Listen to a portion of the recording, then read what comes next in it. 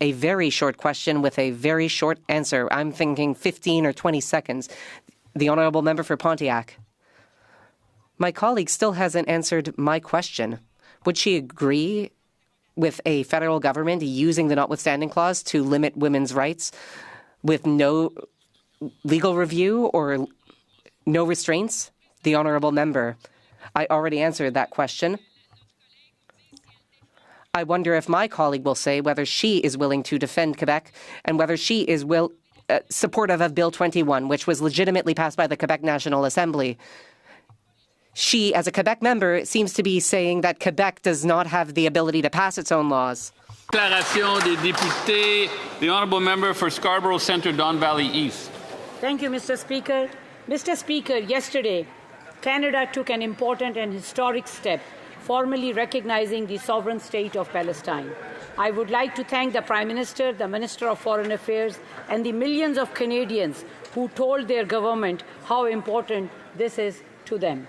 All people have the right of self-determination, and Palestine deserves to take its place among the nations of the world.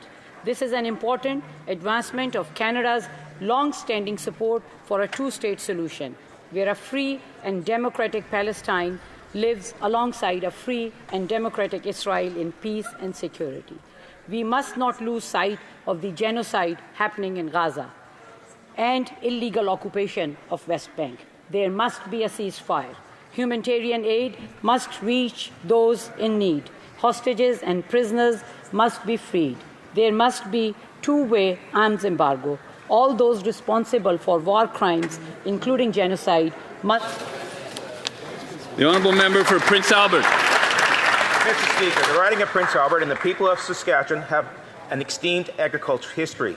Our farmers are proud exporters who help feed the world and improve food security for all. Unfortunately, the punitive actions taken by the Chinese Communist Party has unfairly targeted Canadian canola. And in response to this unjust unilateral behaviour, the Prime Minister sent a parliamentary secretary to Beijing. When the Conservative Party was in government, we sent the Minister of Agriculture because we recognized the importance of the canola industry to the Canadian economy.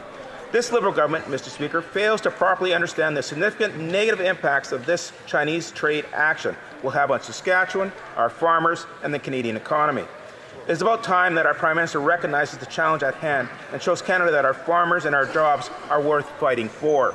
Mr. Speaker, will the Prime Minister show the resolve needed to defend our farmers and work to end the stalemate in Beijing, or will he just continue to roll over to China and sacrifice Western Canadian farmers? Well done. The honourable member for Brampton South. Mr. Speaker, September marks Ovarian Cancer Awareness Month. Ovarian cancer often goes undetected until late stages. Our government takes women's health seriously.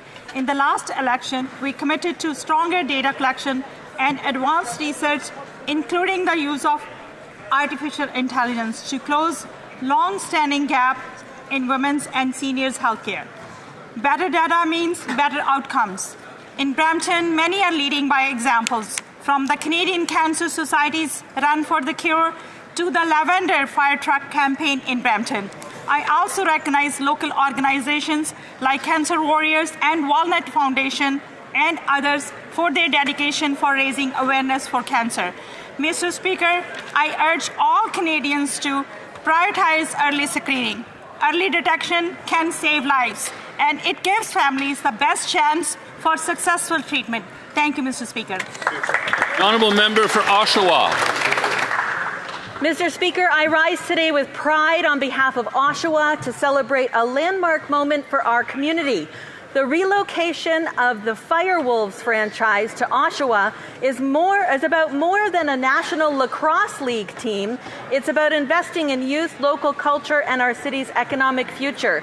And while many assume hockey is Canada's national sport, sorry hockey fans, lacrosse fans know the truth. Lacrosse is actually our national sport.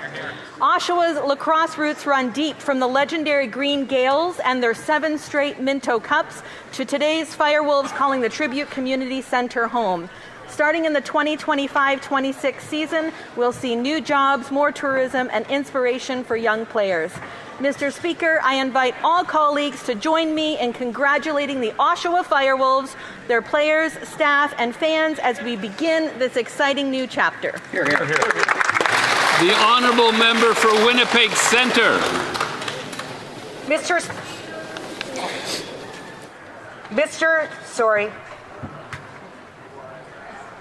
Please, there's a bit of confusion. It's okay. There's been a change on the order. There was something missing, and the order remains the same, but we're going to go back to the member for Winnipeg Centre. Mr. Speaker, too often governments choose expediency over principle, chasing short-term wins instead of building a just, sustainable future. People and the planet pay the price. Like in Canada, wrecking Palestine as a state, but refusing to use its power to stop this genocide, or even allow the entrance of Palestinian Canadians back into the country. They are human beings. They matter. I remember when my grandmother, a Holocaust survivor, finally let us open the family photo albums. My grandfather had forbidden it. The pain was too great. Page after page, I saw children, cousins, nieces, nephews, whose lives were stolen. I grew up without a family because of genocide, Mr. Speaker. Today, I think of Palestinian families facing this devastation, children robbed of future parents and grandparents, lonely. Recognition is not enough. We must act now to stop this genocide. The Honourable Member for Madawaska-Restigouche. Mr. Speaker, I often say my riding of Madawaska-Restigouche is brimming with talent, and today I'd like to draw attention to an exceptional young woman, Mikencia Charlie Francois, a teenager of Haitian origin who now lives in Edmundston, where she's attending high school at Cité des Jeunes à Sormani. Last July, she published her very first book entitled The Canadian Summer Through My Eyes. In this touching work, she shares her experience of her very first summer in Canada as a newcomer. With sensitivity and authenticity, she recounts the moments of joy, the moments of doubt, and the emotions that marked her journey. In addition to being a promising author with a mastery of our beautiful French language, Carly is actively involved in her community. She generously gives her time to several community events, acts as an ambassador for Francophone youth at various levels, and actively contributes to the local music, poetry, and literary scene. Congratulations, Carly. You're a true source of pride for our region. Centre. Mr. Speaker, our Constitution is the highest law in Canada. Every other law must conform to it. The Charter of Rights and Freedoms is a cornerstone of our Constitution, and the notwithstanding clause is central to it, a deliberate and essential part of the 1982 compromise that made the Charter possible. It reflects the will of Canadians to allow elected legislatures, not courts alone, to make final decisions in exceptional cases. Yet this government is asking the court to rewrite our Constitution. This is a reckless overreach with grave consequences, or perhaps a calculated distraction. Distraction from what? Real challenges facing Canadians. High inflation, escalating debt, ever-increasing crime, economic and trade uncertainty. Instead of addressing these mounting issues, the Prime Minister is wedging Canadians and creating an aimless diversion. Canadians deserve solutions, not more distractions. The Honourable Member for Compton-Stanstead. Thank you, Mr. Speaker.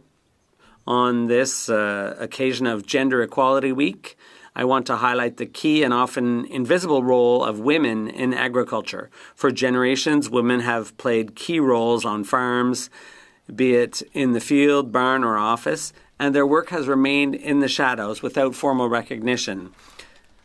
They run agricultural businesses, are active on associations and institutions, and I salute the exceptional work of Women Farmers of Quebec, which supports, trains, and promotes women in all spheres of agriculture.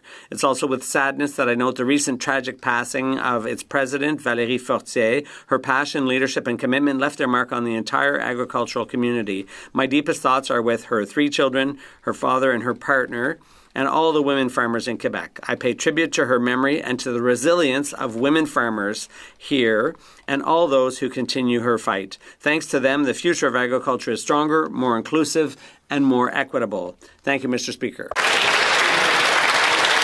The honourable member for Selkirk, Interlake, Eastman. Mr. Speaker, today is Army Day on the Hill when we celebrate and honour the brave women and men in our Canadian Army. Their dedication and sacrifice for Canada is unquestionable. I want to recognize the over 2,000 members currently serving in the Canadian-led multinational brigade group in Latvia, as well as our troops training Ukrainian soldiers under Operation Unifier, and those contributing to the NATO deterrence mission in Europe against Russian aggression under Operation Reassurance.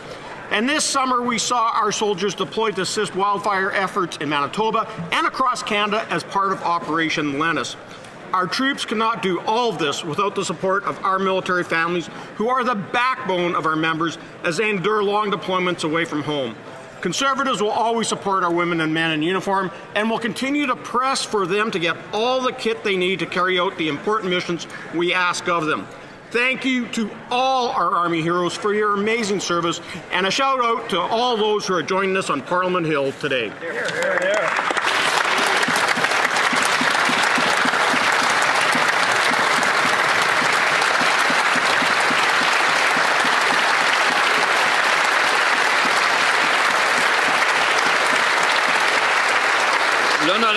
The honourable member for Pierre Boucher, Les Patriotes Verchères. Mr. Speaker, municipal elections are underway in Quebec. On November 2nd, Quebecers will go to the polls in over 1,000 municipalities. It will be an evening of high hopes for all the candidates. But it will also mark the end of an era for our elected officials who've chosen not to run for re-election. On behalf of the Bloc, I'd like to thank all the mayors and councillors who've served the public during the last term. You've taken on a role that is often difficult, sometimes rewarding, but always essential, with heart and determination. I'd also like to wish the best of luck to all those who have the courage to put their face on a sign and run for office. Quebecers will make their choice, but there are only winners when thousands of people offer to dedicate their energy and intellect to the well-being of their fellow Quebecers. Finally, Quebecers, get out and vote on November 2nd. The future is in your hands.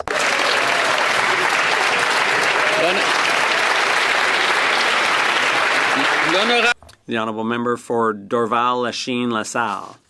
Mr. Speaker, today 52 students and 3 teachers from Collège Sainte-Anne in Lachine visited Parliament.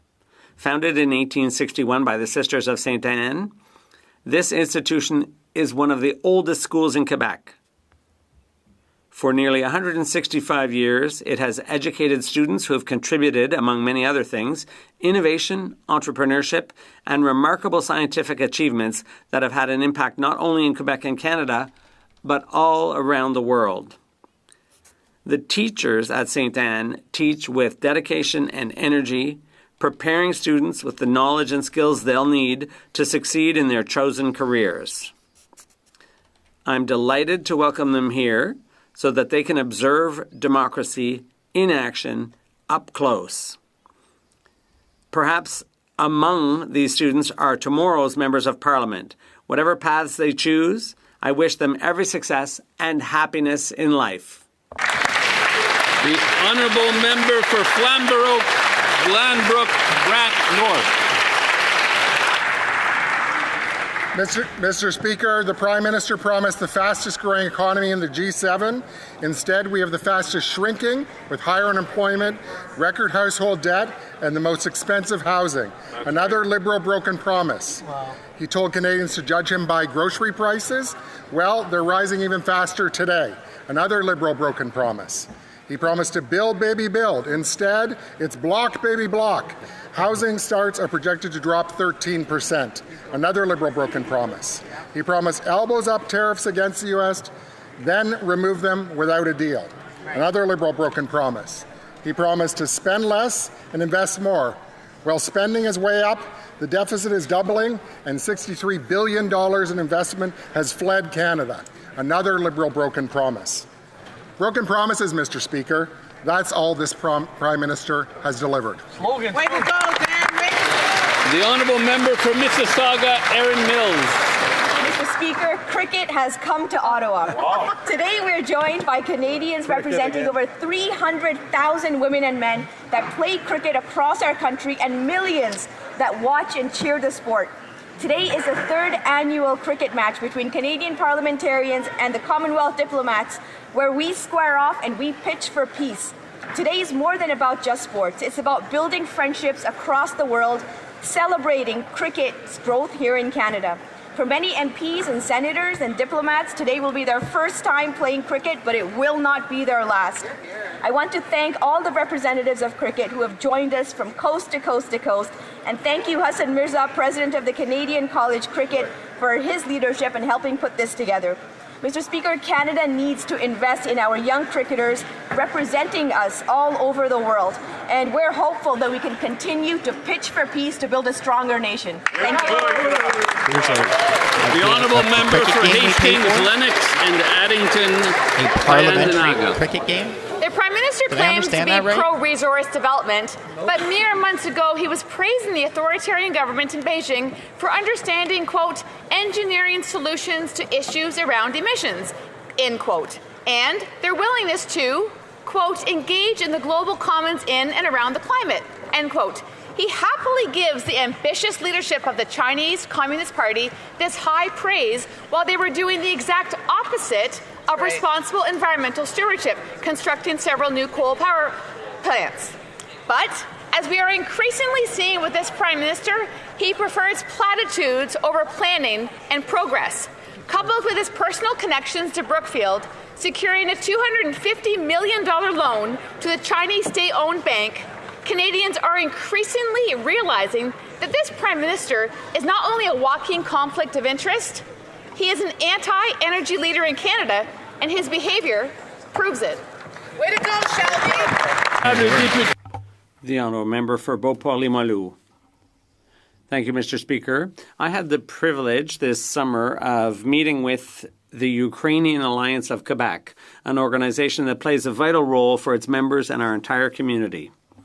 The meeting was a chance to hear about their realities, needs, and aspirations, but above all, to see once again the strength and resilience of the Ukrainian community here. As the member for Beauport-Limoilou, I strongly believe Canada has a moral and political responsibility to support the Ukrainian people, both on the international stage and right here in our communities. My government has already taken concrete steps to welcome displaced families, strengthen cultural partnerships, and provide ongoing humanitarian and military aid. But beyond official gestures, it's human connections and local initiatives like the activities of the Alliance that give real meaning to our solidarity. I'd like to reaffirm that I will be an ally in this cause, as will our government. The honourable member for North Island, Powell River.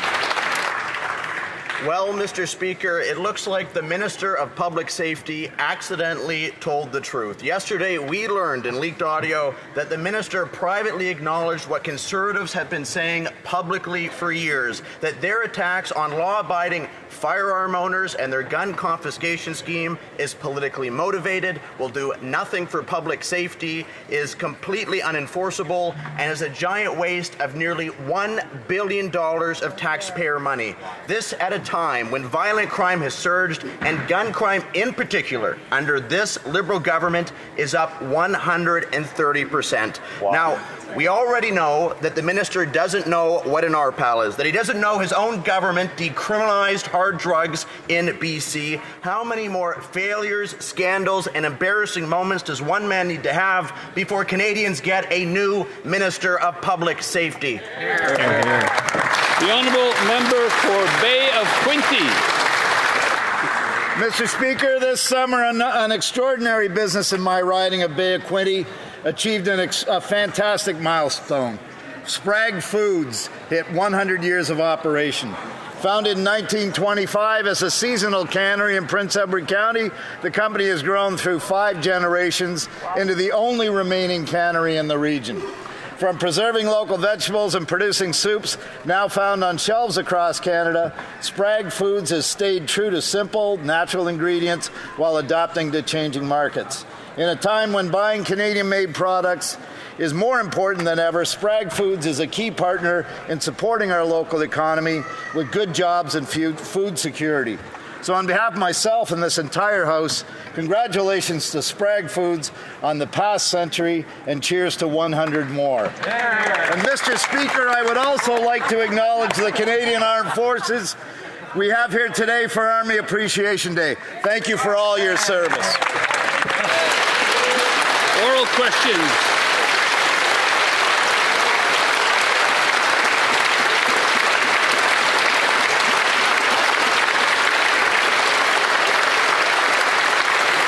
Oral questions. Questions orales. The Honourable Leader of the Opposition.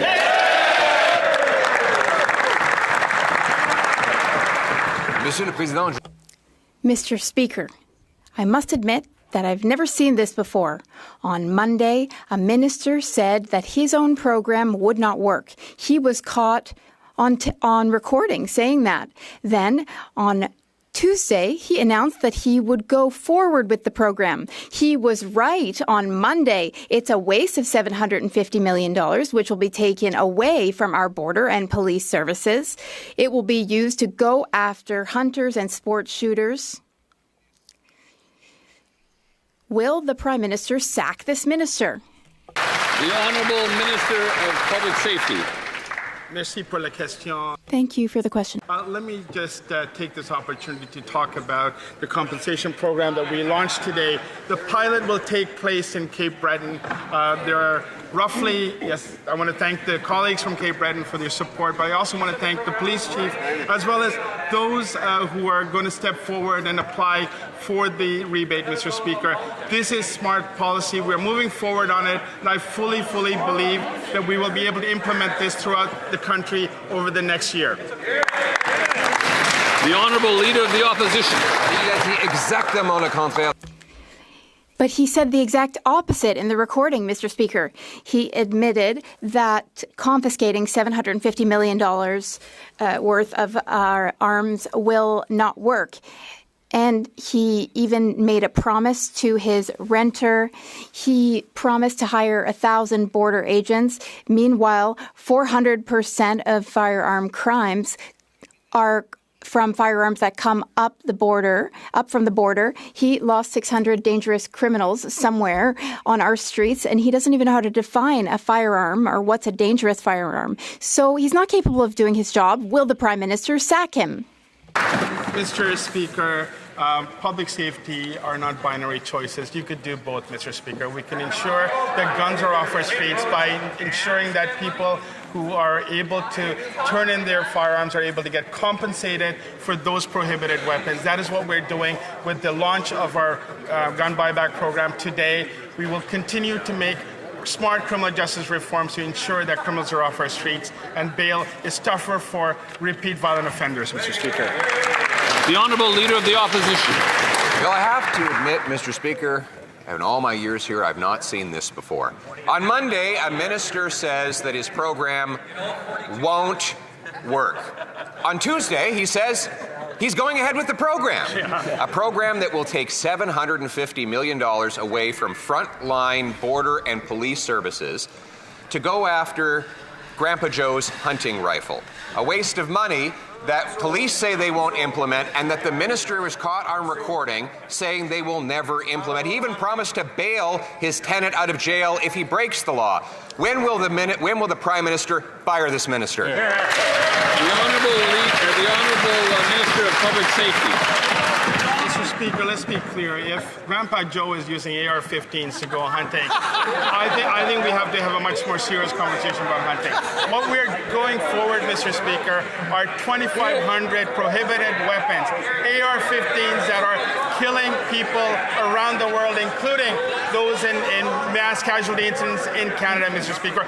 If the Leader of the Opposition wants to have a real conversation about crime, he also has to have a real conversation about guns, Mr. Speaker. The Honourable Leader of the Opposition.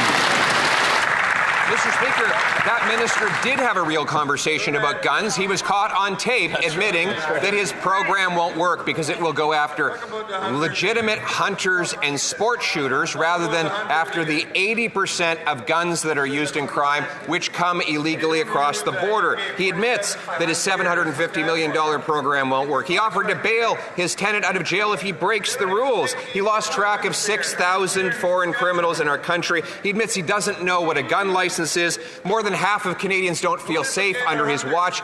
Will the Prime Minister do the only thing that will secure our country and fire this incompetent minister? The Honourable Minister of Public Safety. No, we're switching. Serious about public safety if you're not serious about gun crime. My honourable colleague on the other side of the House raises concerns about the illegal flow of guns across the border. When he was in government, he made cuts that made it easier for illegal guns to come across the border. Mr. Speaker, we're going to be adding 1,000 officers at the border. He also has campaigned on a commitment to legalize assault-style weapons and claims they're used for hunting. There are hunters in my community I'd love to introduce them to. They don't shoot deer with AR-15s. The Honourable Leader of the Opposition. Mr. Speaker, it seems the Liberal strategy is to say that the public safety minister is not incompetent enough to be fired because they have, by comparison, an even more incompetent Minister of Justice. I guess everything is relative, Mr. Speaker. And I'm glad that to prove his incompetence, I'm glad he brought up the issue of border security, because we asked the government in an order paper question last week whether they'd keep their promise on 1,000 new border guards. They got back saying not only have they not hired the 1,000 more, they have no plans to do so. More incompetence from this public safety minister. When will the Prime Minister fire him? Here. The Honourable Minister of Justice. Mr. Speaker, with respect to the commitment to hire 1,000 officers at the border, I would point my honourable colleague opposite to the election campaign platform that Canadians across the country, including of the riding of Carleton, supported to make sure that we would defend our border against the flow of illegal guns and drugs into Canada. Mr. Speaker, for years I have watched Conservatives brush away gun crime as something that's completely unserious, pretending that it's only law-abiding people who shoot guns in this country. The fact is there are criminals who shot innocent people. We are going to do something about it. The Honourable Leader of the Opposition. Mr. Speaker, is incredible. Only that minister who ruined the immigration system, that ruined the housing market, could simultaneously repeat a promise while breaking it. Right. It was last week that the Liberal promise of another, yes, that's right, a Liberal promise is a prop.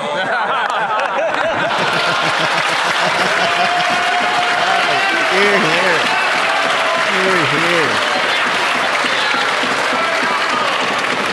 The Honourable Member knows that he can't use props. Yeah. Okay, the Honourable Member has 15 seconds left, so we'll start the clock again. Mr. Speaker, it was just last week that the minister's own department revealed that they are breaking their promise on 1,000 new border guards. They say they are not only have they not hired the 1,000, but they haven't even developed the plan to do so. That is the responsibility of the public safety minister. He's broken the promise. Will he be fired? The Honourable Minister of Public Safety. Mr. Speaker, on April the 28th, Canadians gave this government a mandate to do many things, including hiring a new 1,000 CBSA and 1,000 RCMP officers. I'm sorry, Mr. Speaker. It's obvious that the Leader of the Opposition doesn't understand the hiring process, nor the plan and the work that goes into hiring these 1,000 exceptional men and women who are going to serve this country. I want to take this opportunity, Mr. Speaker, to welcome the leader back into the House, but also ask him, maybe this is time for him to take his security clearance so he can actually do his job properly. Oh, here we go. Beating the dead horse again. The Honourable Member for Saint-Jean. Mr. Speaker, the Liberals' involvement in the legal challenge to Bill 21 is a constitutional power grab. That's clear from their speeches today. What we are hearing today is that what they're upset about goes beyond secularism. Their concern is that Quebec could use the with notwithstanding clause to pass laws that Ottawa disagrees with. So they want to weaken the clause, which is Quebec's only tool to avoid being subordinated to Ottawa and to its courts. They want to turn Ottawa into a superior government and Quebec into an inferior government. Will the Liberals withdraw from the challenge and put an end to this constitutional power grab? L'Honorable Ministre de la Justice. The Honourable Minister of Justice. Mr. Speaker, this shouldn't come as a surprise. We've had the same stance for several years now. When there are cases at the Supreme Court of Canada, we participate. As the member knows full well, the case is at the Supreme Court of Canada. When a case makes it to the Supreme Court of Canada, the government weighs in. The Honourable Member for Saint-Jean.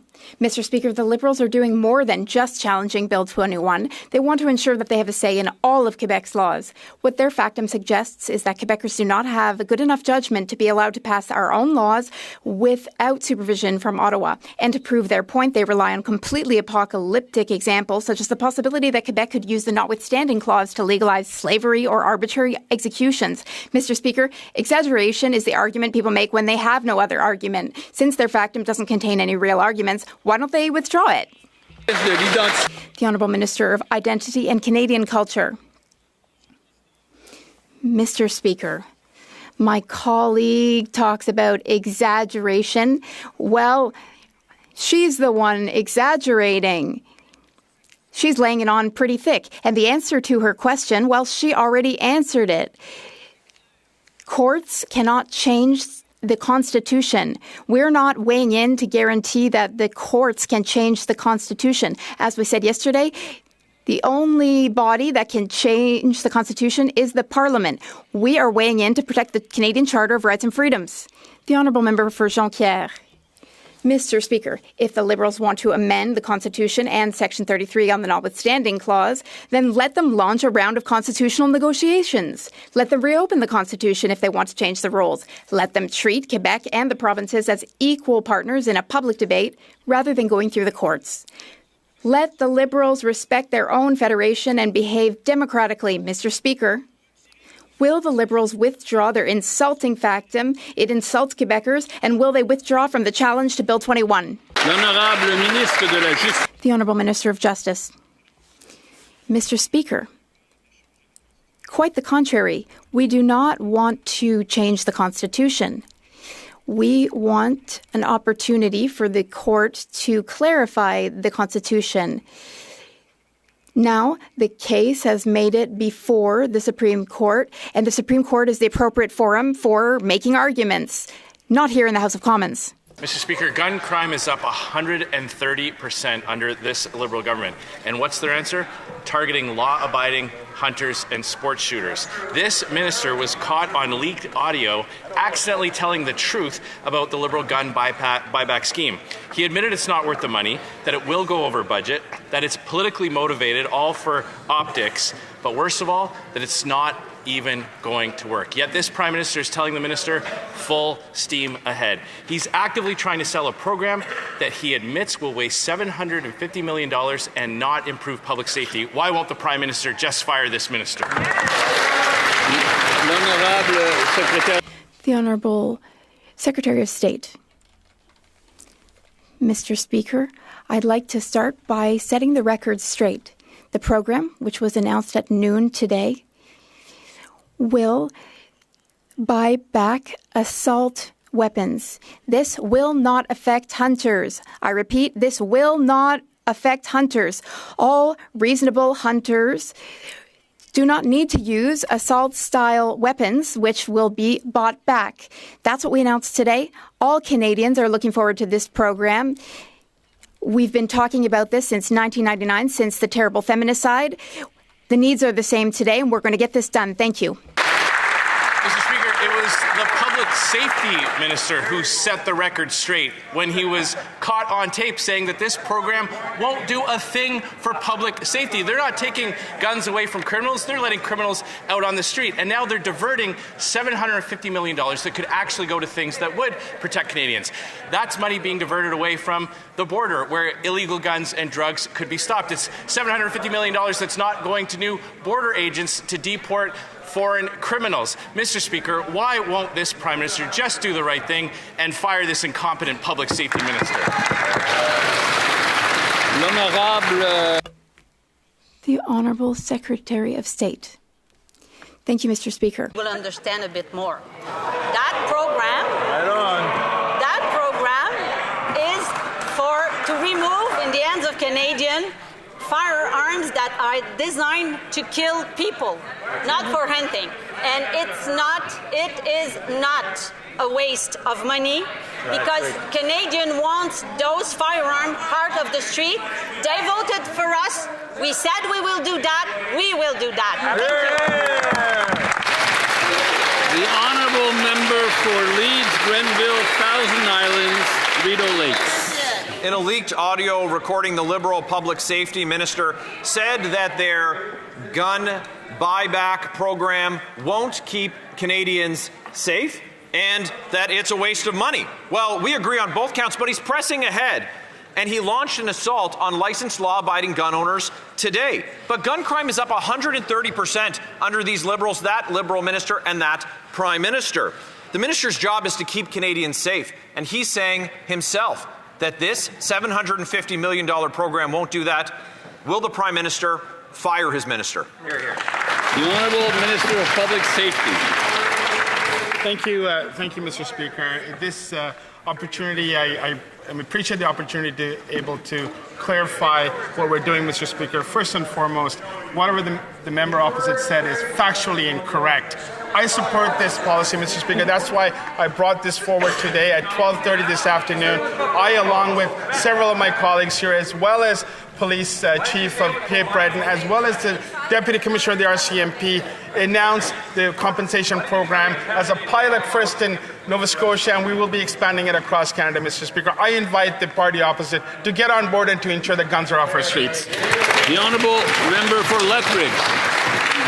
Oh, sorry, my mistake. Leeds, Grenville, Thousand Islands, Rideau Lakes. Well, Mr. Speaker, you'll have to accept my apologies if I don't take the Public Safety Minister at his word today, if instead we take him at his word from Monday when he said that the program was a waste of money, it wasn't going to keep Canadians safe, and if it's such a good idea and it's not going to target people who are not breaking the law, why was he offering to bail his buddy out of jail? How could his friend be targeted unless, of course, this was going to target licensed law-abiding firearms owners? The OPP have said no, they won't participate. A Crown Corporation Canada Post won't participate. It's $750 million that could hire cops to keep Canadians safe. That's not what they're focused on. Will the PM fire the minister? The Honourable Minister of Public Safety. Mr. Speaker, this afternoon we were able to launch the assault-style firearms compensation program. It starts first off in Cape Breton, Nova Scotia, with a pilot. It'll last for 5 to 7 weeks, Mr. Speaker. From there, we will expand it across Canada. This is what Canadians voted for on April the 28th. They gave us a mandate to implement this program, Mr. Speaker, and we will be implementing this program. We will ensure that those prohibited weapons, including AR-15s, are off our streets, Mr. Speaker. Honourable Member for Lethbridge. Well, Mr. Speaker, the reality is that after releasing violent offenders and targeting law-abiding citizens of this country, such as sports shooters or hunters, gun crime has actually surged by 130% under this Liberal government. The Public Safety Minister admits that it's simply a gun grab rather than accomplishing anything good for Canadians. He has confessed that he doesn't know what an RPEL is, and he has sponsored a bill that undermines civil liberties. He is mired in conflict of interest concerns, so would the Prime Minister finally do the right thing and fire this incompetent minister?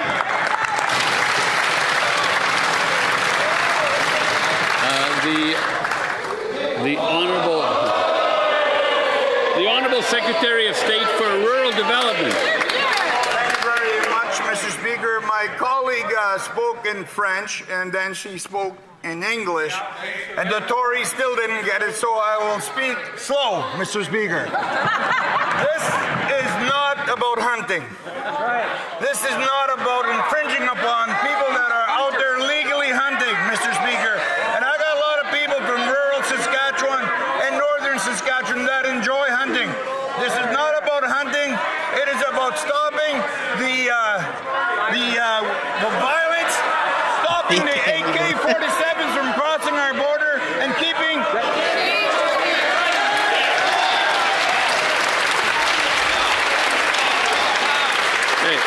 L'honorable député de Bellechasse.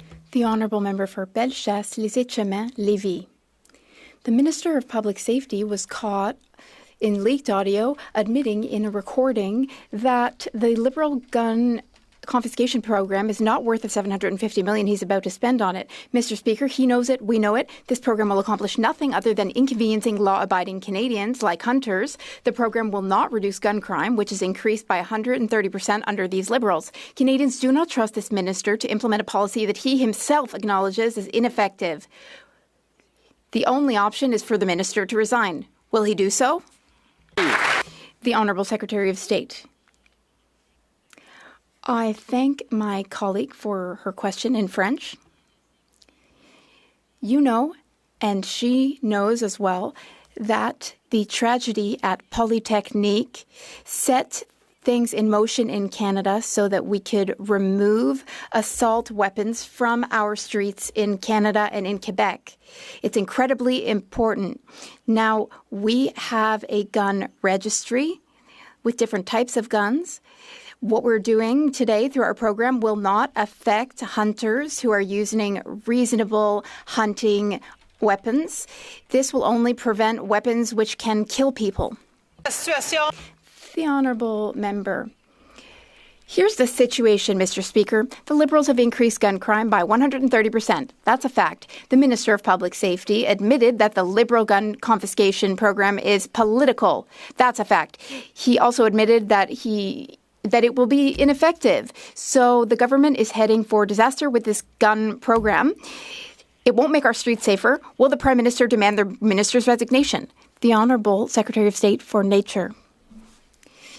Mr. Speaker, 35 years ago, I was in a hospital bed and I did not understand what was going on.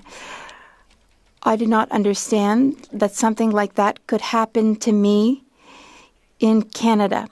I was at the first press conference with fellow students. We all called for the removal of assault-style weapons from our streets. I will continue to advocate for that and fight for that. What's most important is to do what Canadians want and what Canadians voted for. Mr. Speaker, we will go all the way. We will go forward with our program and hunters will be able to continue to hunt. The Honourable Member for Rivière-du-Nord. Monsieur le Président. Mr. Speaker, the Liberals' challenge to Bill 21 is about so much more than state secularism. In the Liberals' factum, what they're saying is, we've seen where Quebecers are headed with their secularism. At this point, who knows? They might even be capable of closing churches or shutting down newspapers if Ottawa didn't stop them. The Liberals want to weaken the notwithstanding clause so that the federal government and, of course, federally appointed judges have the final say on every law Quebec passes. In Quebec, that's what we would call guardianship. In Canada, what exactly would it be called? Maybe the minister can tell us. The Honourable Minister of Identity and Canadian Culture. Mr. Speaker, what my colleague said is false. Our intervention, our factum to the Supreme Court is to defend rights and freedoms. We are the Charter Party. We have always and will always defend the CCRF. Now, someone recently announced that they would use in one province the notwithstanding clause 3 times. 3 times. We want courts to be able to tell citizens of provinces, your rights are being violated. That's what we want to be able to still be the case. The Honourable Member for Rivière-du-Nord. This is not defending the Charter. Mr. Speaker, the Liberals want Bill 21 on state secularism to be reversed. That is crystal clear. But they want more than that. They want the final say. They want to ensure that they and their appointed judges have the final say. They want to decide everything for everyone in their Liberal Canada. This is unacceptable for Quebecers, and sometimes I wonder what we're still doing here. The Honourable Minister of Identity and Canadian Culture. Mr. Speaker, I'd like to remind my colleague that during the last federal election, Quebecers elected 2 times more Liberals than Bloc Québécois members. 2 times more. And why did Quebecers do so? They know that we're here for them, that we stand up for their rights, and that we work well with provinces and territories. Just last week, I met with 2 representatives of the government of Quebec to announce a project for 20 million housing units, 10 million at market price. Mr. Speaker, we can work with provinces and territories, all while defending the Canadian Charter of Rights and Freedoms. The public safety minister's #1 job is to keep Canadians safe. Instead, he's blowing taxpayer dollars on a gun buyback program he knows will fail. The Toronto Police Association has slammed it as useless, and they're right. Almost every gun used in Toronto crime last year was smuggled, the overwhelming majority from the U.S. Yet this minister is attacking law-abiding Canadians knowing full well his program will not work. The minister has failed to do his job. Will the Prime Minister fire this incompetent minister? Good question. The Honourable Public Safety Minister. Against getting our guns off our streets. I'm puzzled why AR-15s are required for hunting. I'm not a hunter, Mr. Speaker, but I've spoken to many hunters, and many of those will say that AR-15s do not belong on our streets, in our communities. That's what we're doing here today, Mr. Speaker, with the plan that we launched today in Cape Breton and will be spread across Canada. We are getting serious guns off our streets, and we'll make sure our communities are safer. The Honourable Member for Brantford, Brant South, Six Nations. Mr. Speaker, the truth came out a few days ago. He knows the gun grab will fail.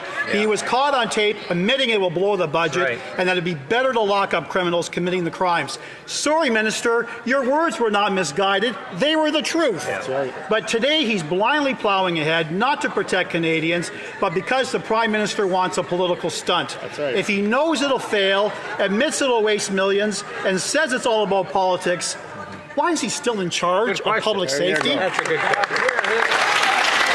The Honourable Minister of Public Safety. Mr. Speaker, I recognize the member opposite is a lawyer, and I know he knows what defamation is, and I invite him to say the exact same words outside in the House, Mr. Speaker. What I will say, Mr. Speaker, is that the program that we launched today is one that will make our community safer. It will ensure that guns such as... I couldn't hear it now. I'm trying my best, but it's very hard sometimes. So if the Honourable Minister could start from the top, because I really didn't catch anything he was saying. Mr. Speaker, I realize that the member opposite who just asked that question is a lawyer, and I know that he knows defamation law, and I invite him to say those exact same words outside of the House, Mr. Speaker. What I will say is we have launched a program today that will ensure the safety and security of Canadians. We will compensate those who are willing to bring forward their prohibited weapons and collect remuneration for that, Mr. Speaker. We will ensure that we have greater bail reform laws, Mr. Speaker, that will keep serious violent criminals off our streets. We could do both. The Honourable Member for Bowmanville, Oshawa North. Mr. Speaker, gun crime is up 130%, and Toronto police report that 88% of the illegal guns they seize have been smuggled north across our southern border. The Liberal Public Safety Minister does nothing to keep our communities in the Toronto area safe. Instead, he focuses on banning legal hunting rifles in rural Canada. Hear, hear. When will the Prime Minister take action and actually hold this minister accountable and fire him? He's done nothing to keep Toronto safe, and that is his job. The Honourable Secretary of State for Combating Crime. Mr. Speaker, this government has put historic investments into our borders to be able to keep illegal guns off our streets and Canadians safe. We're going to continue to bring further legislation that will tighten our sentencing and bail system. But, Mr. Speaker, mass shootings are a crime. And we have several examples of mass shootings that have taken place in Canada and the United States. We should learn that lesson and get these assault-style rifles off our streets. The Honourable Member for Charlesbourg, Haut-Saint-Charles. Mr. Speaker, with this Minister of Public Safety, it's failure after failure. a significant rise in firearms crimes, and he has been caught talking about how worried he is about the gun buyback program. And now he's leaving African mafioso groups enter our country. When will the Prime Minister make this minister resign, the Honourable Parliamentary Secretary?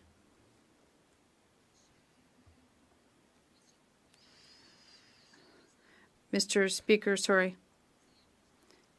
It's important for us to finish this action. Canadians expect this of us.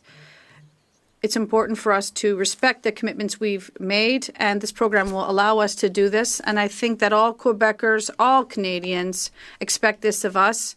It's not the only thing we have to do to fight crime, but it is part of the set of measures that we are going to take to do so. Thank you. The Honourable Member for Charlebourg, Saint-Charles. And with all due respect, my question is for the Minister of Public Safety. He doesn't need the Secretary of State to respond. If we're talking about borders, we're talking about crimes and African mafia groups. Will this minister... Well, this is a major issue for Canada, and we need to control African mafia groups. Will the Prime Minister fire his Minister of Public Safety? Thank you, Mr. Speaker. And I do want to caution this member that he is really treading lightly in the language he's using, describing a particular group that he's concerned about, Mr. Speaker. It is borderline racism, and I do caution him to take note of his language. But let me be very clear, Mr. Speaker, and we're investing in our border. We are bringing forward. We have already invested $1.3 billion in securing our border, Mr. Speaker. We are hiring 1,000 new RCMP officers, and we're also hiring 1,000 new CBSA officers, Mr. Speaker. We will ensure that our borders are safe and secure. The honourable member for Guelph. Mr. Speaker, even with Canada's success in negotiating new trade deals around the world, efforts to secure a new agreement with the U.S., and launching major projects, these unjustified U.S. tariffs on steel, aluminum, and autos are hurting businesses of all sizes, including manufacturing and food in my riding of Guelph. Will the minister responsible for FedDev please outline which new programs are available to support them in these difficult times and how to access them? The Honourable Minister for Artificial Intelligence and Digital Innovation. Mr. Speaker, I want to thank my honourable colleague from Guelph for her important question and the tireless work on behalf of her constituents and local businesses. Southern Ontario, as we all know, has been among the hardest hit by tariffs, home to the steel and auto industries and industries that employ more than 8 million workers. This summer, I spoke with businesses like Laval Tools in Windsor and organizations like the Niagara Economic Development Corporation, who told us how much they value FedDev's work and their investment in innovation and creating new jobs. That's why our Regional Tariff Response Initiative is now open, Mr. Speaker, for application, and why our caucus is so... The Honourable Member for Kamloops, Thompson-Nicola. Mr. Speaker, the Public Safety Minister's #1 job is to keep Canadians safe, and he has failed at that job. In a secret recording, he said, "Don't ask me about the logic." And I agree. I don't see the logic either. Gun crimes are up 130%. Bail across the country is perceived as a joke, and these Liberals in Bill C-5 voted to lower sentences for gun crimes. Everything in this file is a mess. So why doesn't the Prime Minister fire his Public Safety Minister?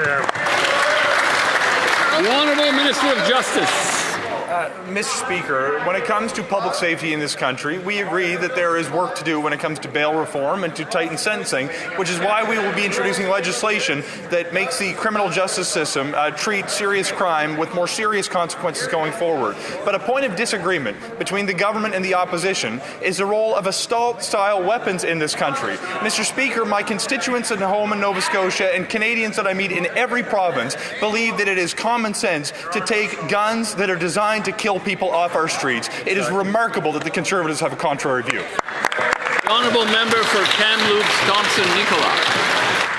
He wants a point of disagreement. How about this, Mr. Speaker? house arrest for people who do drive-by shootings, and that minister voted for it. That is a point of disagreement, Mr. Speaker. This minister has one job, and that's to keep us safe. $742 million are going towards a program that he doesn't even believe in. How many RCMP officers could that get us? How many border security officers can that get us? This whole thing is an absolute mess. The question is this: when will the Prime Minister fire him? The Honourable Secretary of State for Combating Crime. Mr. Speaker, we take crime, all types of crime, very seriously. And that is why this government's second piece of legislation in this House was C2, to make sure we give our policing organizations the tools they need to crack down on organized crime, on criminals that are running our streets. But we do not need AR-15s in our country, Mr. Speaker. That rifle was designed to kill human beings. So, if I could ask the Conservatives, why are you on the side of crime? You don't ask questions. You answer. A reminder through the Speaker, through the Chair. The Honourable Member for York Durham. In the last election, the Prime Minister promised to hire 1,000 new border officers. Now, the Minister of Public Safety in his response today suggested we just don't understand the hiring process. Let me suggest to him that he doesn't understand how promises work. You actually have to keep them. But internal documents from the CBSA last week disclosed to this House that the Minister of Public Safety responsible for hiring border officers has hired precisely 0. His number one job is to keep Canadians safe, and he has failed. When will the Prime Minister hold this minister responsible and fire him? The Honourable Minister of Public Safety.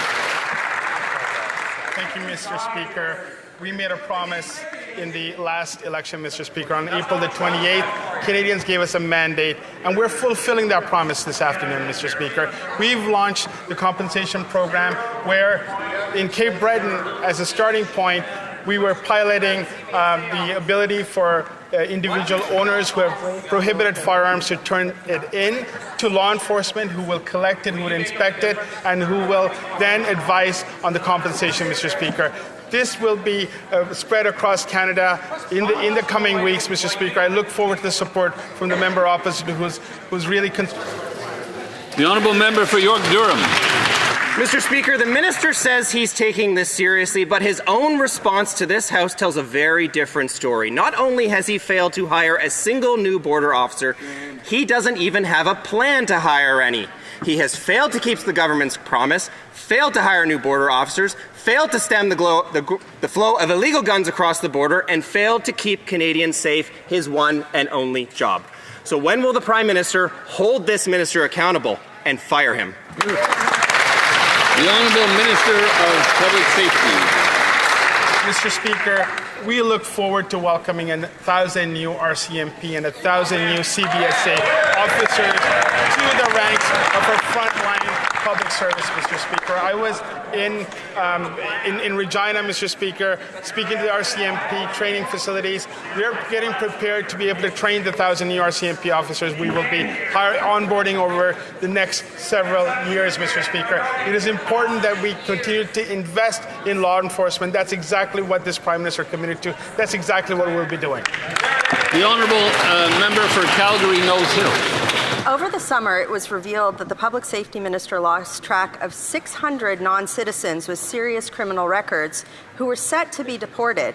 Over 70% of these people have been convicted of serious crimes, such as sexual assault. Right now, these people are still roaming our streets. The minister had one job, and it's to keep Canadians safe. He's failed it. Will the Prime Minister fire his Public Safety Minister? The Honourable Minister of Public Safety. Mr. Speaker, this year we are on target to remove over 20,000 individuals who do not meet the requirements to be in Canada, Mr. Speaker. It is a record level of removals in Canadian history, and we're working towards ensuring that this is accelerated even further. The addition of another 1,000 CBSA officers will help and aid in this process, Mr. Speaker. We will continue to make sure that Canada and our border is safe, Mr. Speaker. This is exactly what we've been working on. We will continue to invest in Canadians. Honourable member for Calgary Knowles Hill. I'm not sure what on track means when there's 600 serious criminals who are non-citizens who should be deported but are on the streets. We asked these questions in May and in June. The minister had the entire summer to come up with a plan. These are people who have been convicted of crimes like sexual assault, and he lost them, and he can't find them. Why won't the Prime Minister fire his public safety minister? The Honourable Minister of Public Safety. Mr. Speaker, the Canada Border Service Agency has been working very hard throughout this, not just the summer, Mr. Speaker, the last several years to ensure that our borders are stronger than ever. This year, we are on target to have more than 20,000 removals of those who are not eligible to be in this country, and that number is accelerating by the month, Mr. Speaker. This is the type of work that our exceptional front service officers are doing. This is the type of investment that we will be adding to this year, including adding 1,000 new CBSA officers, Mr. Speaker. Thank you.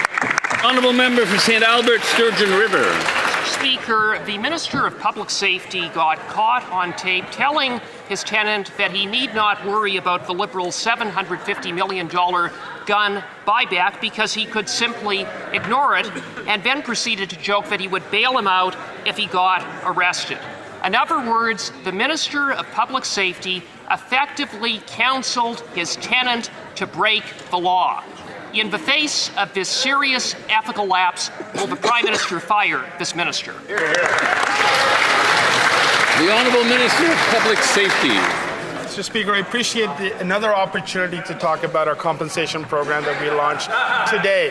At 12:30 today, Mr. Speaker, I, along with many of my colleagues, including the Secretary of State for Nature, who you've heard in this House, Mr. Speaker, of the enormous work that she has done over decades in advocating for this moment, Mr. Speaker.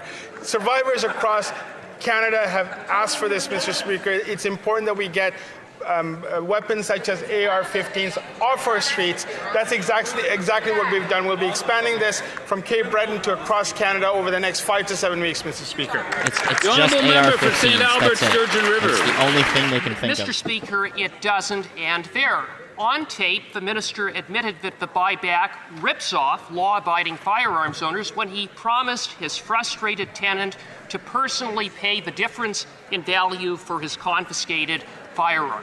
Counseling his tenant to break the law, promising to bail him out, and then trying to appease him by cutting a check.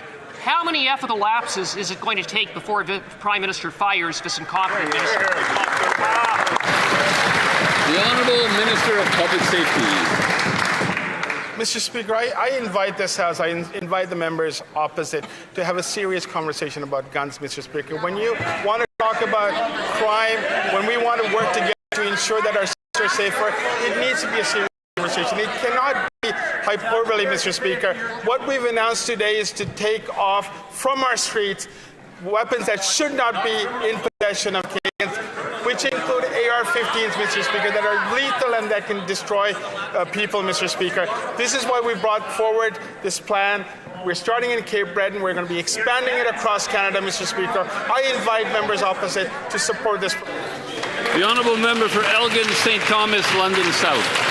Mr. Speaker, the first job of the Public Safety Minister is to keep Canadians safe. This Public Safety Minister admitted to not knowing what a firearms license is. He said he doesn't know what the classifications of firearms are, and he couldn't even defend his own Liberal government's gun confiscation scheme to his tenant on the most basic questions. And this is the minister responsible for Canada's gun laws. The Public Safety Minister oversees national security, terrorism. What else does he not know about his own file? His incompetence puts Canadian lives at risk. When will the Prime Minister fire him? The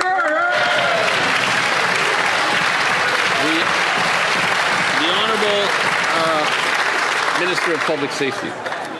Mr. Speaker, the member opposite, I'm told, understands weapons, understands firearms. I want to ask him a very simple question, Mr. Speaker. Why do we need AR-15s in our communities? Why do we need it in our neighborhoods? Why do we need it on our streets, Mr. Speaker? Can that member tell this House why we need that type of weapons on our streets, making it more harder, making it unsafe for Canadians, Mr. Speaker? The honourable member for Avalon. Mr. Speaker, the 2025 wildfire season has been the second worst wildfire season on record, with communities across the country, including my home province of Newfoundland and Labrador, facing devastation and thousands of Canadians forced from their homes. Can the Minister of Emergency Management give us an update on what the House and how our government supported Canadians and the wildfires response? The Honourable Minister of Emergency Management and Community Resilience. Mr. Speaker, I want to thank the first responders and local officials and members of the Canadian Armed Forces whose work on the front lines saved lives and protected communities. We were there for Newfoundland and Labradorians as they faced these historic wildfires. We also supported Saskatchewan, Manitoba, Ontario, and Nova Scotia. In true Canadian form, the provinces and territories stepped up to help one another when more resources were needed. While many face a long road to recovery, we'll continue to support Canadians with focus, determination, and unity. The honourable member for Edmonton Gateway. Keeping Canadians safe is the Public Safety Minister's #1 job. But the rising number of extortion cases in this country is out of control. Surrey police say that the number of cases they're investigating since June have tripled. Canadians continue to live in fear of their houses being shot at or businesses being burnt down or much, much worse. Meanwhile, the minister continues to make empty promises of additional RCMP officers, but they haven't been hired yet. This minister has clearly failed to keep Canadians safe from international gangs and extortions. When will the Prime Minister fire him? The Honourable Secretary of State for Combating Crime.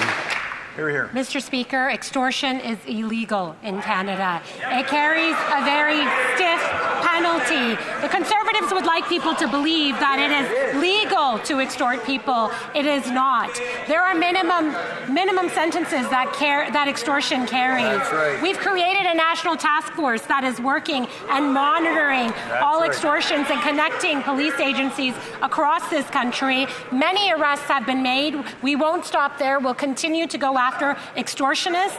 It's illegal, and they will be put behind bars. The honourable member for Abbotsford South Langley. Mr. Speaker, the #1 job of the Public Safety Minister is to keep Canadians safe, and he has failed.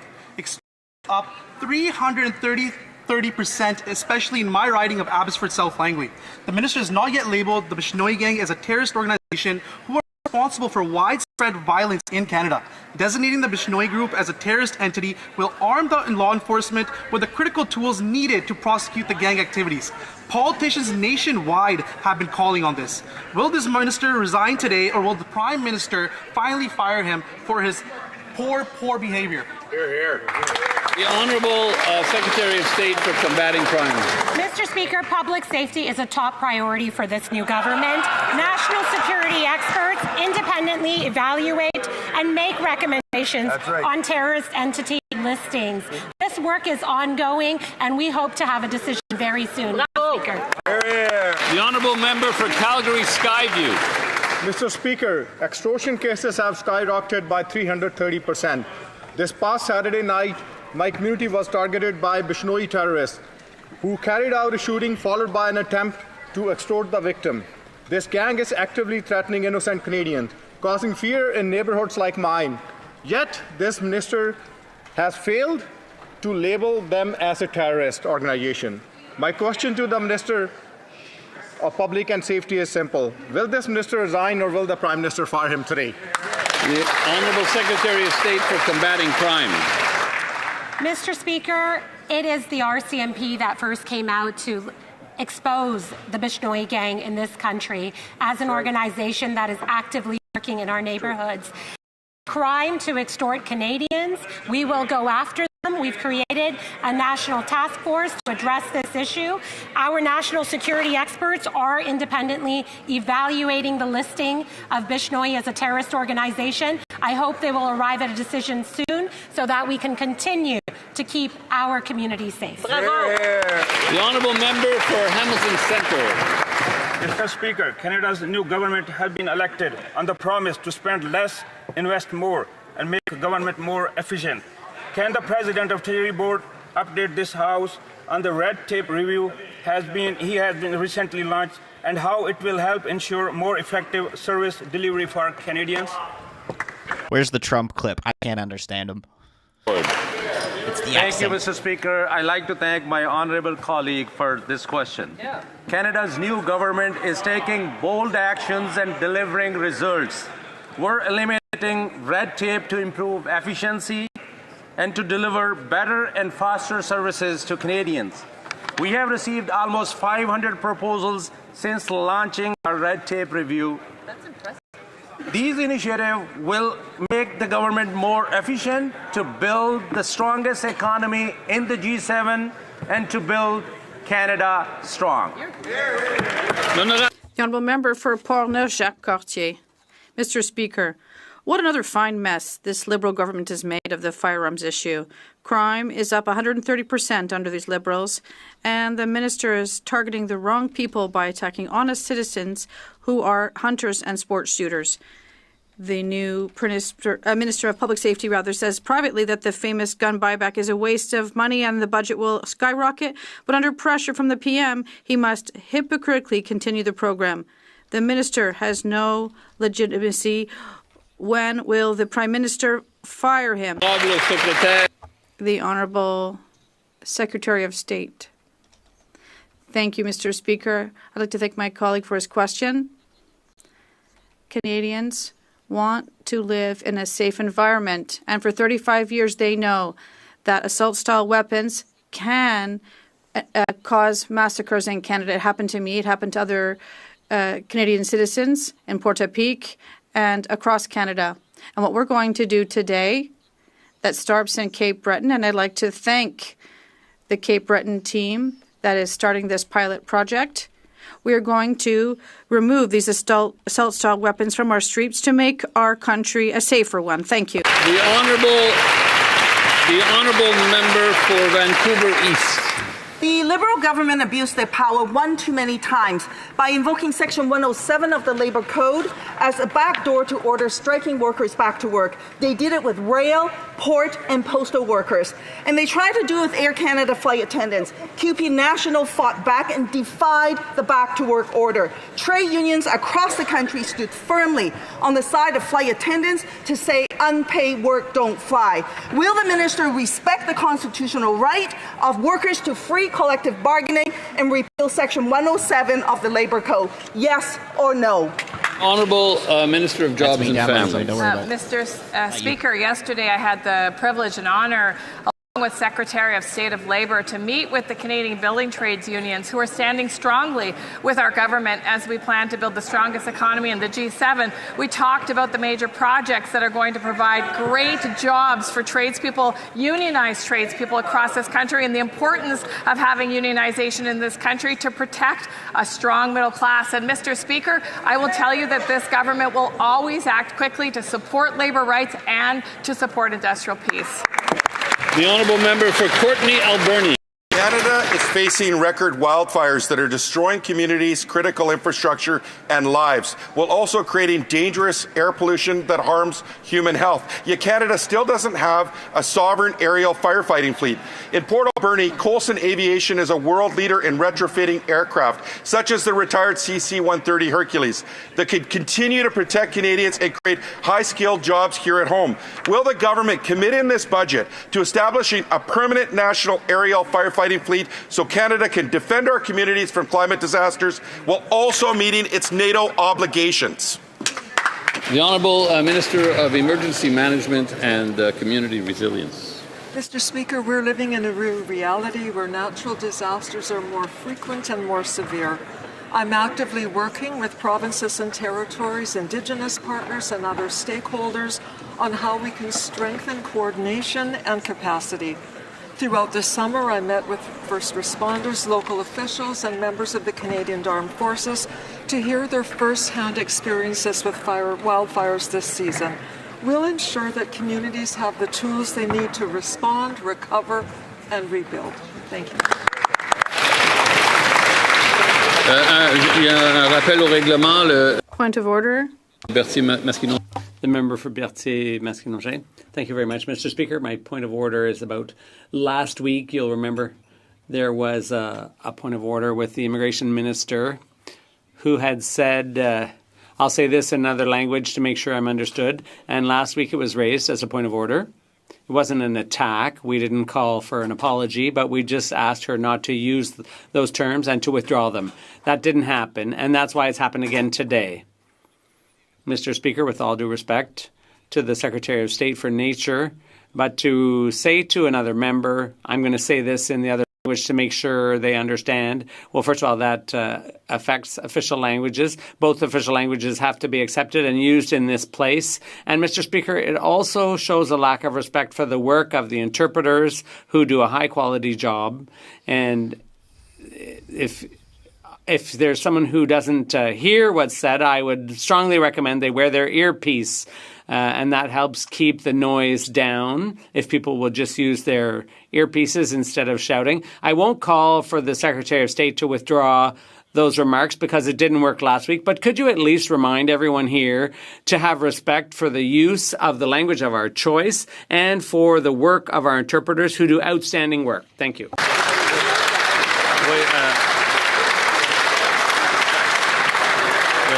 Avec plaisir, oui. With pleasure, yes. You have to be careful when you say things like that.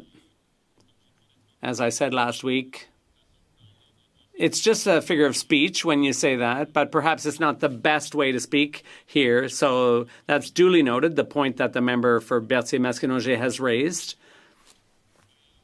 Je voudrais signaler. I'd like to point out to members the presence in the gallery of René Degassi, Vice Premier, Minister of Finance, and President of the Treasury Board and Minister of Energy for the province of New Brunswick. L'honorable.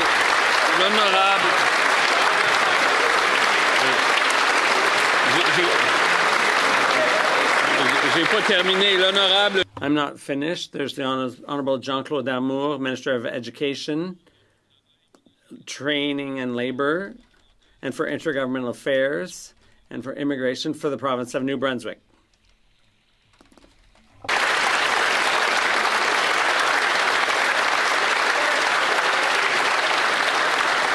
And the Honorable John Herron, Minister of Natural Resources for the province of New Brunswick.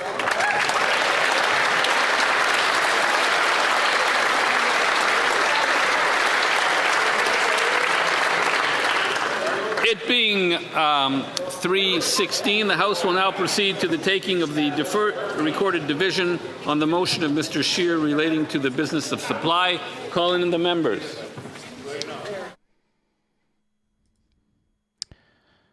Okay. We are pretty much wrapping up here.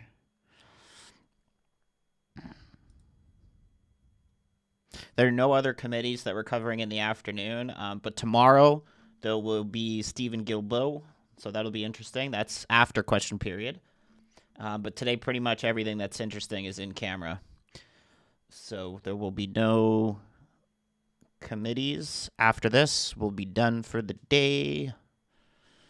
If you didn't check out some of the clips that I put out yesterday, they were pretty interesting, like the interview with Danielle Smith. I also put one out just before question period, and that was Gary speaking to reporters before question period started, and the media just roasted him. The question is as follows. Mr. Scheer, seconded by Mr. Small, moved that the House call on the Prime Minister to immediately repeal the oil and gas emissions cap, which in effect is a production cap. The 10-minute period for members voting electronically has started, and the House will now proceed to the vote for members participating in person.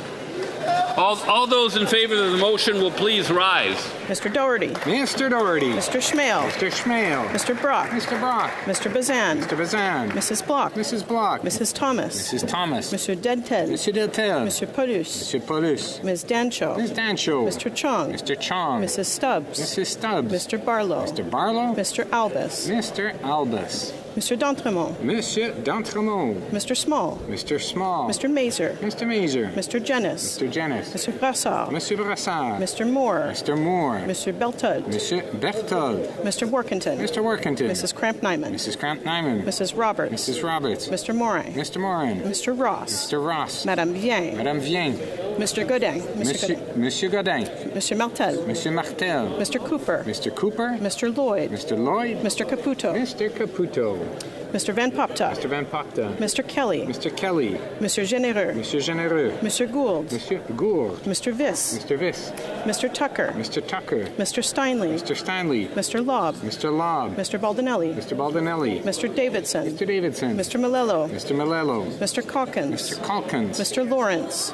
Mr. Lawrence. Mr. Muse. Mr. Muse. Mr. Waugh. Mr. Waugh. Ms. Rude. Ms. Rude. Mrs. Goodrich. Mrs. Goodrich. Mrs. Falk Battleford Sloydminster Meadow Lake. Mrs. Falk Battleford Lloydminster Meadow Lake. Ms. Gladue. Ms. Gladue. Mr. Majumdar. Mr. Majumdar. Mr. Ho. Mr. Ho. Mr. Shipley. Mr. Shipley. Mr. Bragdon. Mr. Bragdon. Mr. Redicop. Mr. Redicop. Mr. Tolmie. Mr. Tolmie. Mr. Mallet Kapiskising Timmins Mushkagawak. Monsieur Mallet Kapiskising Timmins Mushkagawak. Monsieur Lefebvre. Monsieur Lefebvre. Mr. Arnold. Mr. Arnold. Mrs. Gallant. Mrs. Gallant. Mr. Reed. Mr. Reed. Mr. Epp. Mr. Epp. Mr. Williamson. Mr. Williamson. Mr. Falk Provencher. Mr. Falk Provencher. Mr. Diot. Mr. Diot. Mr. Macaulay. Mr. Macaulay. Mr. Menegakis. Mr. Menegakis. Mrs. Wagenthal. Mrs. Wagenthal. Mr. Abuteev. Mr. Abuteev. Mr. Motz. Mr. Motz. Mr. Dalton. Mr. Dalton. Mr. Dowdle. Mr. Dowdle. Mr. Cram. Mr. Cram. Mr. Lewis Essex. Mr. Lewis Essex. Mr. McLean, Calgary Centre. Mr. McLean, Calgary Centre. Mr. Patzer. Mr. Patzer. Mr. Giovanni. Mr. Giovanni. Mrs. Anstey. Mrs. Anstey. Mr. Ow. Mr. Ow. Mr. Babber. Mr. Babber. Mr. Bailey. Mr. Bailey. Mr. Bélanger, Sudbury Est, Manitoulin, Nickelbelt. Monsieur Bélanger, Sudbury Est, Manitoulin, Nickelbelt. Mr. Bexty. Mr. Bexty. Mr. Bonk. Mr. Bonk. Mrs. Borelli. Mrs. Borelli. Ms. Kobania. Miss Cobinia. Ms. Cody. Mrs. Cody. Mr. Davies, Niagara South. Mr. Davies, Niagara South. Mr. Dawson. Mr. Dawson. Mrs. DeRitter. Mrs. DeRitter. Mr. Gill, Calgary Skyview. Mr. Gill, Calgary Skyview. Mr. Gill, Brampton West. Mr. Gill, Brampton West. Mr. Gill, Calgary McKnight. Mr. Gill, Calgary McKnight. Mr. Gill, Windsor West. Mr. Gill, Windsor West. Mr. Kimmich. Mr. Kimmich. Mr. Gill, Abbotsford, South Langley. Mr. Gill, Abbotsford, South Langley. Mr. Groslo. Mr. Groslo. Mr. Guglielmin. Mr. Guglielmin. Mr. Gunn. Mr. Gunn. Mr. Hardy. Mr. Hardy. Mr. Holman. Mr. Holman. Mr. Jackson. Mr. Jackson. Mr. Kibble. Mr. Kibble. Mrs. Kirkland. Miss Kirkland. Mrs. Conans. Mrs. Conan. Ms. Cronus. Mrs. Cronus. Mr. Currick. Mr. Kirk. Mr. Ma. Mr. Ma. Mr. Mahal. Mr. Mahal. Mr. Mantle. Mr. Mantle. Mr. McKenzie. Mr. McKenzie. Mr. Reynolds. Mr. Reynolds. Mr. Rowe. Mr. Rowe. Mr. Stevenson. Mr. Stevenson. Mr. Strauss. Mr. Strauss. Que tous ceux qui s'opposent à la motion veuillent. Will all those opposed to the motion please rise? Madame Diab. Madame Diab. Mr. McDonald Malpeck. Mr. McDonald Malpeck. Mr. McGinty. Mr. McGinty. Mr. Robertson. Mr. Robertson. Ms. Thompson. Ms. Thompson. Madame Michel. Madame Michel. Monsieur Guilbeault. Monsieur Guilbeault. Mr. Sidhu Brampton East. Mr. Cedar Brampton East. Ms. Olszewski. Ms. Olszewski. Mr. Solomon. Mr. Solomon. Mrs. Valdez. Mrs. Valdez. Monsieur Duclos. Monsieur Duclos. Ms. Gould. Ms. Gould. Madame Petitpas-Taylor. Madame Petitpas-Taylor. Mr. Blair. Mr. Blair. Ms. Chagger. Ms. Chagger. Mr. Osborne. Mr. Osborne. Mr. Fragascatos. Mr. Fragascatos. Mr. Fuhrer. Mr. Fuhrer. Ms. Sahota. Ms. Sahota. Mr. Bélanger, Desnathy Mississippi, Churchill River. Mr. Bélanger, Desnathy Mississippi, Churchill River. Ms. McKnight. Ms. McKnight. Ms. Chartrand. Ms. Chartrand. Mr. Garrettson. Mr. Garrettson. Ms. Alty. Ms. Alty. Mr. Sarai. Mr. Sarai. Ms. McLean, Esquimalt Senate Sook. Ms. McLean, Esquimalt Senate Sook. Mr. Long. Mr. Long. Mr. Zaricelli. Mr. Zaricelli. Madame Chenette. Madame Chenette. Mr. Housefather. Mr. Housefather. Madame Ménard. Madame Ménard. Ms. Jacek. Ms. Jacek. Ms. Scrow. Ms. Scrow. Mr. Dogood. Mr. Dogood. Mr. Fisher. Mr. Fisher. Mr. Dollywall. Mr. Dollywall. Madame Chatel. Madame Chatel. Mrs. Romanato. Mrs. Romanato. Mr. Lewis Kitchener-Conestoga. Mr. Lewis Kitchener-Conestoga. Mr. Assassi. Mr. Assassi. Mr. Grant. Mr. Grant. Mr. Leitao. Mr. Leitao. Mr. Bardizzi. Mr. Bardizzi. Madame Kayabaga. Madame Kayabaga. Mr. Lamoureux. Mr. Lamoureux. Mr. Callaway. Mr. Callaway. Mr. Gay. Mr. Gay. Mr. Hogan. Mr. Hogan. Mr. Ramsey. Mr. Ramsey. Madame Koutrakis. Madame Koutrakis. Chris. Ms. Chi. Ms. Chi. Mr. Miles. Mr. Miles. Mr. Biddle. Mr. Biddle. Mr. Chen. Mr. Chen. Ms. Dillon. Ms. Dillon. Ms. Zarowitz. Ms. Zarowitz. Mr. Fergus. Mr. Fergus. Mr. Fonseca. Mr. Fonseca. Monsieur Yakino. Monsieur Yakino. Monsieur Lozon. Monsieur Lozon. Mr. Maloney. Mr. Maloney. Mrs. McKelvey. Mrs. McKelvey. Mr. Gasparo. Mr. Gasparo. Madame Rochefort. Madame Rochefort. Mr. Casey. Mr. Casey. Madame Fortier. Madame Fortier. Mr. Oliphant. Mr. Oliphant. Mr. Baptiste. Mr. Baptiste. Mr. Clausen. Mr. Clausen. Madame Lavac. Madame Lavac. Mr. Turnbull. Mr. Turnbull. Ms. Church. Ms. Church. Mr. McKinnon, Coquitlam, Port Coquitlam. Mr. McKinnon, Coquitlam, Port Coquitlam. Mr. Morrissey. Mr. Morrissey. Ms. Cedar Brampton South. Ms. Cedar Brampton South. Ms. Vandenbelt. Ms. Vanderbilt. Mrs. Zaid. Mrs. Zaid. Ms. Yip. Ms. Yip.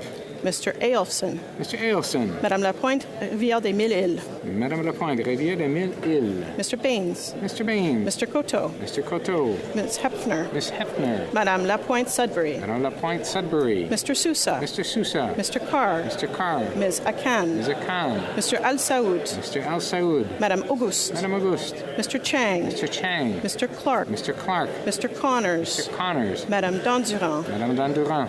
Mr. Danko. Mr. Danko. Mr. Deschamps-Thériault. Mr. Deschamps-Thériault. Ms. Fancy. Ms. Fancy. Mr. Fanjoy. Mr. Fanjoy. Mr. Greaves. Mr. Greaves. Ms. Harrison. Ms. Harrison. Ms. Hurtle. Ms. Hurtle. Monsieur Joseph. Mr. Joseph. Monsieur Lavoie. Mr. Lavoie. Mr. McDonald Cardigan. Mr. McDonald Cardigan. Mr. Mallet Bay of Quinty. Mr. Mallet Bay of Quinty. Ms. Miedema. Ms. Miedema. Madame Mingarelli. Madame Mingarelli. Ms. Nathan. Ms. Nathan. Ms. Wien. Ms. Wien. Mr. Tumba. Mr. Tumba. Ms. O'Rourke. Ms. O'Rourke. Ms. Royer. Ms. Royer. Mr. Saini. Mr. Saini. Mr. Sahi. Mr. Sari. Mr. Sawatsky. Mr. Sawatsky. Ms. Sodi. Ms. Sodi. Mr. St. Pierre. Mr. St. Pierre. Ms. Tesser Dirksen. Ms. Tesser Dirksen. Monsieur Villeneuve. Monsieur Villeneuve. Monsieur Watchhorn. Monsieur Watchhorn. Monsieur Garon. Monsieur Garon. Monsieur Simard. Monsieur Simard. Monsieur Perron. Monsieur Perron. Monsieur Bonin. Monsieur Bonin. Monsieur Sainte-Marie. Monsieur Sainte-Marie. Madame Larouche. Madame Larouche. Monsieur Beaulieu. Monsieur Beaulieu. Monsieur Barcelou Duval. Monsieur Barcelou Duval. Monsieur Blanchette Jonca. Monsieur Blanchette Jonca. Ms. Gazan. Ms. Gazan. Mr. Johns. Mr. John. Ms. May.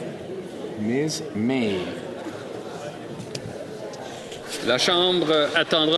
The House will now wait for the end of the electronic voting period before proceeding. Okay, so just as I was mentioning there in chat, the ostrich farm, Karen and Katie have been arrested. It looks to me the birds are still there. The RCMP are just on site with the CFIA, and I believe it's the CFIA that actually does the enforcement of the culling. The RCMP are just there to, help with the getting on the property and allowing the CFIA to administer the cull.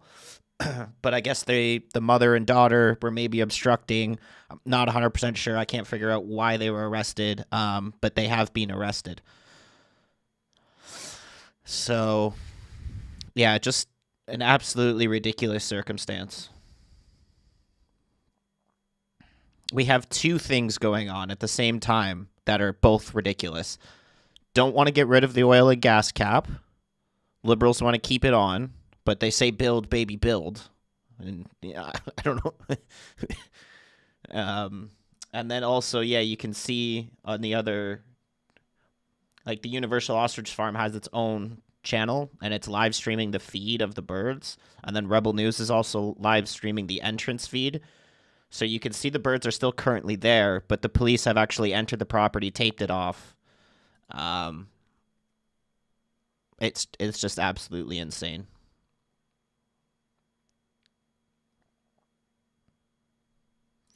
An ostrich doesn't really fly. It kind of flies as much as a frickin' penguin.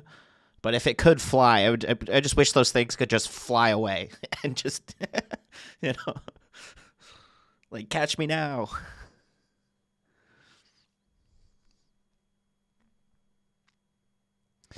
And yes, I also heard as well that they were planning to arrest anybody that was obstructing or protesting in front. but it seems to me they're still protesting out front, and those people haven't been arrested. But police did warn protesters that if they were protesting out front during the facilitating of the culling, that they would be arrested as well.